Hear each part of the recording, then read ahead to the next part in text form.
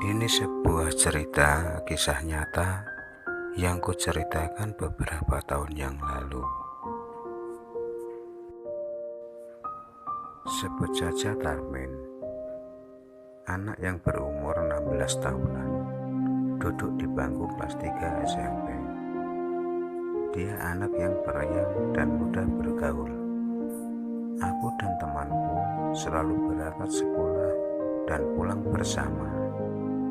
Kami satu kampung dengan Tarmin, yang tiap harinya selalu bersama untuk melakukan aktivitas kegiatan sekolah maupun kegiatan belajar di rumah.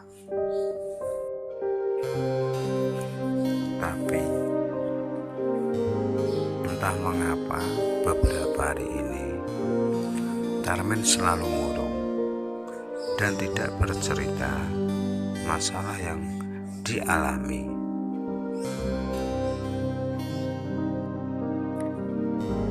Setiap temannya bertanya tentang dirinya, dia selalu menjawab dengan tidak ada apa-apa. Hari berganti hari, kelakuan anak Tarmin mulai kelihatan. Dia sering absen dan jarang masuk sekolah. Sebagai teman dan juga tetangga, aku selalu mengingatkan dia. Jika ada masalah di sekolah atau di rumah, mungkin bisa bercerita kepada temannya, supaya beban yang dipikiran bisa sedikit lega. Tapi lagi-lagi Tarmin selalu menjawab, tidak ada masalah.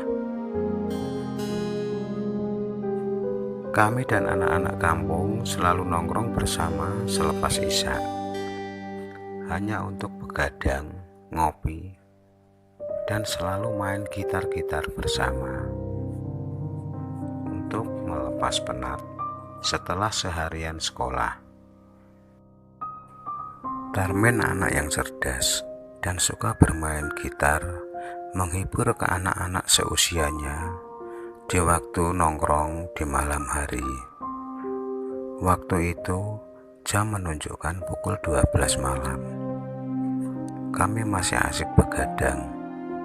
Satu persatu anak-anak pada pulang. Akhirnya aku tinggal bertiga yang masih begadang. Kami dan anak-anak kampung selalu nongkrong bersama selepas isya, hanya untuk begadang, ngopi, dan selalu main gitar-gitar bersama untuk melepas penat setelah seharian sekolah. Sebenarnya aku banyak masalah yang bisa terjadi oleh anak-anak muda.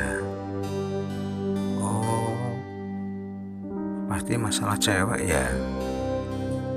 Ya Res, udah kalau masalah cewek kan bisa cari lagi men, gak usah dipikir, bisa stres nanti kamu. Tapi bukan itu Res yang menjadi beban beratku. Lantas kenapa men? Beban berat yang kualami masalah keluarga Res. Ayahku sering pulang malam dan selalu marah-marah kepada ibuku. Kan kasihan ibuku, udah kerja buat keluarga, sedang ayahku gak kerja. Biasanya cuma marah-marah terus dan selalu bertengkar. Aku kasihan sama ibuku, pengen rasanya keluar dari sekolah. Namun ibuku melarang. Hubungan keluargaku sudah tidak harmonis. Stres aku Res. Tiap hari mendengar pertengkaran terus. Ya udah, sabar men. Rasanya aku pengen pergi jauh Res, biar enggak dengar pertengkaran kedua orang tuaku tiap hari. Loh, kamu mau pergi kemana men? Pokoknya jauh Res, mau merantau. dan gak akan ketemu ayah ibu serta teman-teman kita. Kamu itu gak usah macam-macam, selesaikan sekolah dulu, kan sebentar lagi mau ujian. Setelah lulus baru merantau, jawabku. Dengan tidak menaruh rasa curiga sedikit pun oleh perkataan temanku itu. Ya sudah, kita pulang yuk, sudah hampir jam 2. Aku bertiga mulai pulang ke rumah masing-masing. Hari berganti hari, Tarmin masih murung terus, seolah menanggung beban berat keluarganya. Dia mulai kerap absen sekolah, entah perginya kemana, aku juga tidak tahu. Setiap malam, anak-anak kampung selalu begadang dan nongkrong di desaku. Keganjilan terjadi ketika tiba-tiba Tarmin datang jam 9 malam. Sambil duduk bersama teman-temanku, dia berkata, "Sini aku pinjam gitarnya. Aku akan menyanyi lagu Sis Calemen, karena di sana tidak ada gitar," celetuk Tarmin. Tarmin berucap, "Besok aku mau pergi merantau dan tak akan bertemu lagi dengan kalian." Semua teman cuma terdiam karena gak tahu apa yang diucapkan oleh Tarmin. Dan Gunarto, salah satu temanku, yang berkata, "Merantau kemana, men?" "Pokoknya sangat jauh, Gun." "Lantas berapa lama kamu akan pergi?" tanya Gunarto. "Sangat lama sekali, Gun. Mungkin jika aku sudah pergi, tak akan kembali lagi kumpul dengan kalian," kata Tarmin. Namun semua tak menyadari jika perkataannya akan menjadi malam terakhir dengan semua teman-temannya. Waktu sudah menunjuk pukul 12. Satu persatu mulai pulang. Namun gelagat yang aneh terlihat kepada Tarmin. Tarmin selalu gelisah. Sesekali dia pergi dan datang lagi dengan wajah yang muram. Ku amati gerak-geriknya Tarmin, namun aku juga tidak mengerti apa yang akan dilakukan Tarmin. Kurang lebih jam 12:30, Tarmin berpamitan denganku, juga dengan Gunarto, sambil berkata, "Maafkan aku ya jika ada salah denganmu.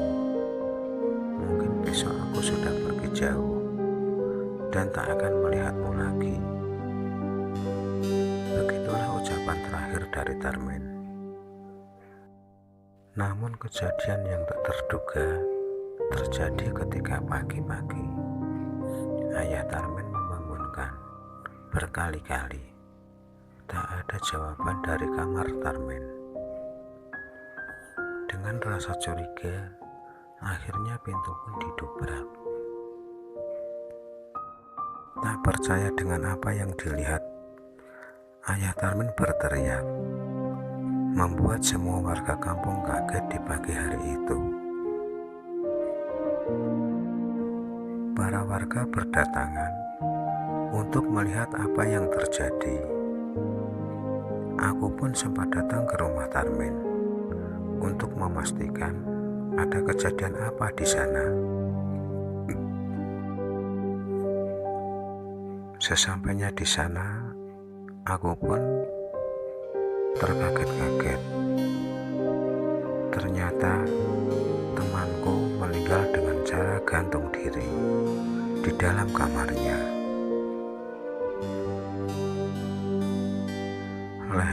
terjerat tali dan pergelangan tangannya mengeluarkan darah karena disayat pisau, hingga darah berjajaran di mana-mana. Itulah perjumpaan terakhir dengan Tarmin di malam sebelum dia meninggal, dan aku baru sadar jika perkataannya di malam itu adalah pesan terakhirnya. Sampai di sini dulu cerita tentang temanku yang sudah meninggalkan kenangan indah sewaktu bersamanya. Semoga amal ibadahnya diterima oleh Allah Subhanahu wa Ta'ala, serta diampuni segala dosa-dosanya. Al-Fatihah. Amin.